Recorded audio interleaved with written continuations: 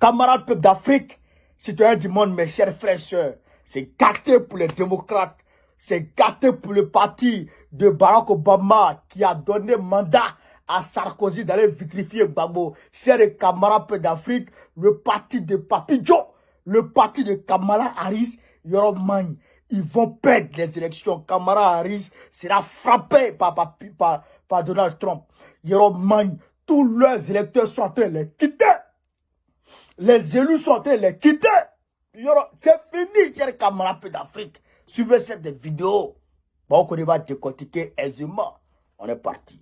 Droite de la campagne américaine, la vice-présidente Kamala Harris et Donald Trump se trouvent dans l'État clé du Michigan. Les deux candidats multiplient les déplacements. Parmi les enjeux de cette campagne, le vote des Américains issus du monde arabe qui pourrait faire pencher la balance. En cause, la guerre dans la bande de Gaza et les lignes rouges fluctuantes de l'administration américaine de Joe Biden. Kamala Harris le sait, ici dans le Michigan, l'opération séduction s'avère périlleuse. Habitué au vote démocrate, cet état pivot n'est pas acquis au camp présidentiel.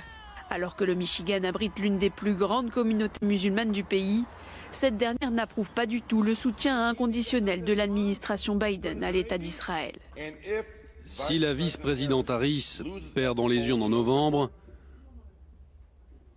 les musulmans du Michigan ne seront pas à blâmer pour cette défaite. C'est leur politique qui les ont conduits à une diminution du soutien de la communauté musulmane du Michigan pour l'administration Biden-Harris. Si la plupart des électeurs arabo-américains restent encore indécis ou refusent de faire un choix, certains ont pris une toute autre direction, celle du camp républicain et de son candidat Donald Trump. En meeting lui aussi dans l'État du Michigan, l'ancien président américain a créé la surprise ce vendredi, invité et soutenu par le maire démocrate d'une ville du sud de l'État, immigrant musulman et originaire du Yémen. Mais le candidat républicain assume également une forte ligne pro-israélienne. Interrogé sur la mort de Yahya Sinwar, le chef du Hamas, Donald Trump a estimé que cela faciliterait les choses. En fait, je suis content que Bibi ait décidé de faire ce qu'il devait faire. C'est très bien. Tout avance. Faute de choix évident, la communauté arabo-américaine dit aussi réfléchir à des figures alternatives comme l'écologiste Jill Stein, en raison de son positionnement pro-Palestine. Voilà. Camarades peuple d'Afrique. Vous avez entendu.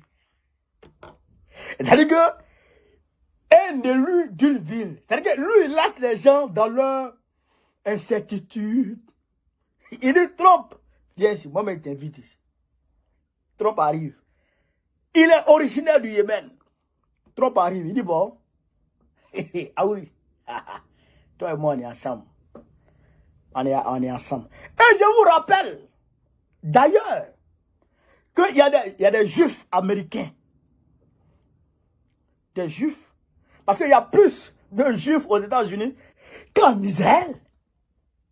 Alors, vous comprenez ça? Il y a environ 5 500 à 600 000 juifs aux États-Unis. Alors qu'en Israël, il y a environ 2 millions à 3 millions environ là-bas. En Israël. Juifs. Il y a des Arabes là aussi. Hein. Voilà. Parmi ces juifs américains-là, il y a des hautes autorités, des rabbins et des rabbines, qui ont dit à l'entame de la guerre, là-bas, après le 7 octobre, qui ont demandé aux États-Unis de faire pression sur Israël pour cesser le feu.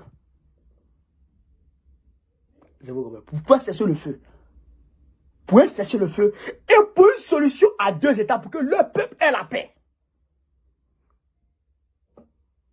Les juifs, hein, les vrais juifs. Je rappelle que, avant le 7 octobre, le parti extrémiste,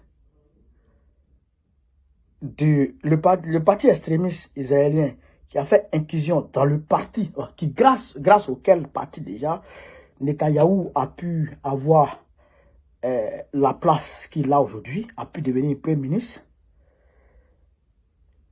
Il y a des extrémistes là-bas.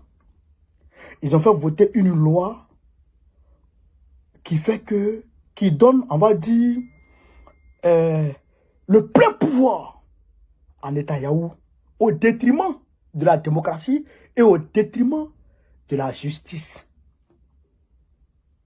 en Israël. Donc, le monde, le peuple s'est levé contre ces gens-là, contre Netanyahou. Netanyahou, aujourd'hui, il ne pèse pas plus de 20% dans l'opinion israélienne. C'est-à-dire que si la guerre la prend fin aujourd'hui, et puis on fait une élection, Netanyahou perd. Donc, les ramifications de ces partis qui sont aux États-Unis, les antennes de ces partis anti-Netanyahou qui sont aux États-Unis, là, tous sont contre aujourd'hui les démocrates. Tous.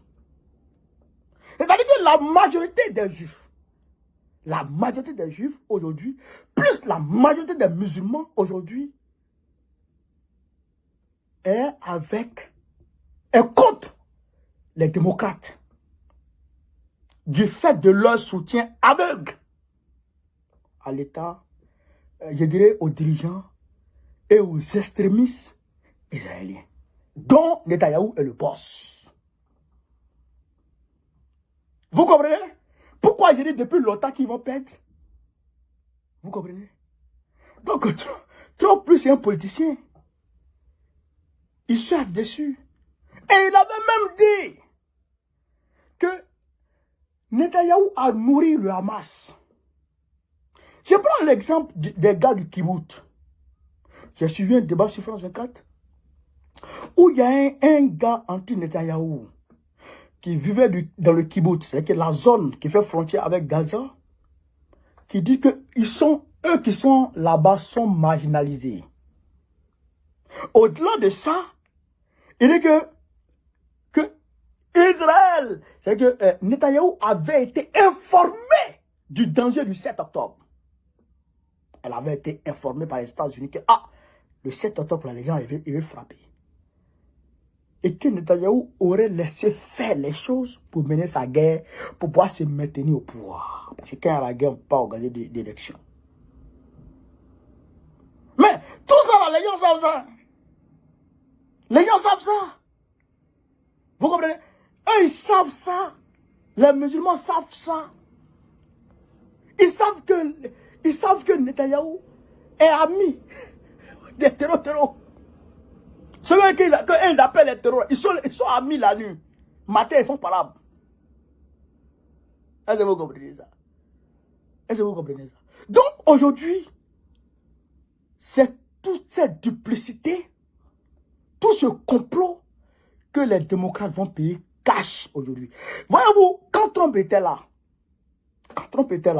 c'est pas parce que le Hamas n'existait pas. C'est pas parce que le Hezbollah n'existait pas.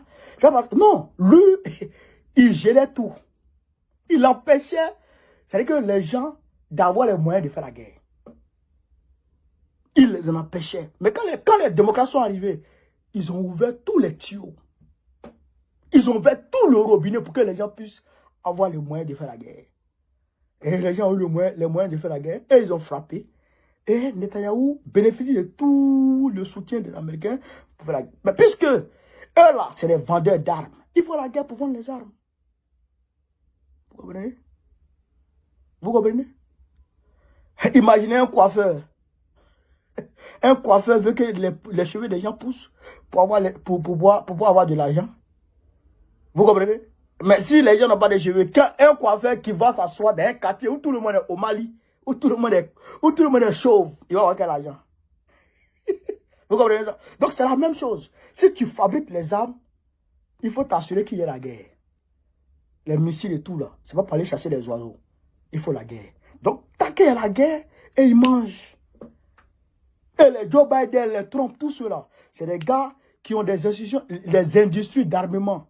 Leur lobby, quand Kamala Harris est arrivée, le même jour elle est arrivée, elle a récolté près de 40 millions de dollars. Cash! Les donateurs ont donné l'argent. 40 millions. Mais quand tu vas donner 40 millions à quelqu'un pour faire quoi? Si tu n'as pas d'intérêt. C'est pour que les gens créent les guerres. Les Kamala Harris là. C'est pour qu'elles créent les guerres. et que les gars à travers le monde et que les Américains puissent vendre les armes. Vous comprenez? Donc ce complot-là, c'est ce qu'on appelle l'état profond américain. Et l'état profond américain est dévoilé dans tous les livres. Les gens ont dévoilé ça, tout le monde sait ça. Donc les gens sont pas dupes. Ils vont les faire payer, ils vont les faire payer ça cash. 5 novembre ici, on voit clair dedans. Donc, ils vont tomber. Voilà la réalité des camarades d'Afrique. Maintenant, ceux qui sont indécis, qui ne veulent pas voter Trump, qui ne veulent pas voter aussi truc, eux, ils veulent aller voter les écolos. Et la femme écologiste là, qu'on vous a montré en dernière position là, elle attaque direct Israël. Direct. Vous avez compris ça? Vous avez compris ça? Donc, c'est que il y a au-delà du soutien du petit-fils de Kennedy, Bob Kennedy, qui avait entre 4 à 6 intentions de vote aux États-Unis selon les derniers sondages, qui a pris position aussi pour Trump. Au-delà de ça, les élus sont en train de quitter les démocrates pour venir chez eux. C'est fini, chers camarades. C'est fini. Les démocrates vont payer cash. Et quand ils vont perdre ce pouvoir, ils ne savent pas quand est-ce qu'ils vont reprendre le pouvoir. Parce que le monde ne peut pas rester dans la main des démons. Des démons. Sous Barack Obama, imaginez, il y a eu combien de guerres sous Barack Obama. Sous Barack Obama, imaginez combien de guerres. Le printemps arabe qui a soufflé, c'est sous Barack Obama. La Libye, c'est sous Barack Obama. Le Mali, la Côte d'Ivoire, tout ça là, c'est sous Barack Obama. Tout ça là, c'est sous Barack. Un délinquant notoire. L'Africom. C'est vrai que les forces américaines qui sont en Afrique, on les appelle l'Africom. Mais cette armée n'était jamais encore rentrée en guerre officiellement en Afrique. Vous comprenez ça? Depuis sa mise en place, depuis la guerre froide, jusqu'à aujourd'hui, cette armée n'était jamais encore rentrée en guerre officiellement en Afrique. À part sous la coupole des Nations Unies en Somalie, où j'ai été chassé par, comment il s'appelle, par Aïdid. Mais pour dire, rentrer en guerre comme ça contre un État souverain, aller bombarder, même tuer un président, c'était pas encore arrivé. C'était pas encore arrivé.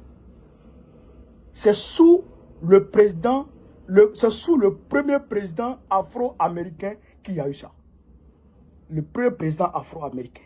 Le premier président noir que l'armée américaine établie en Afrique noire a attaqué les Noirs africains. Vous comprenez ça? C'est eux qui ont frappé. Ils étaient dans la guerre de Côte d'Ivoire. Ils étaient dedans. Est-ce que vous comprenez, chers camarades?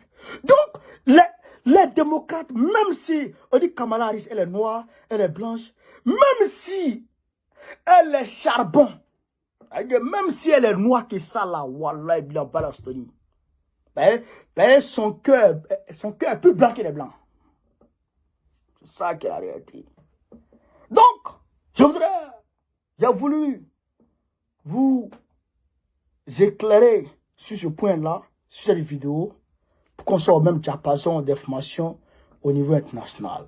Partagez la vidéo, mettez-la partout à travers le monde. Sur ce, vive l'Afrique libre, vive le panafricanisme, vive tous les présidents panafricains.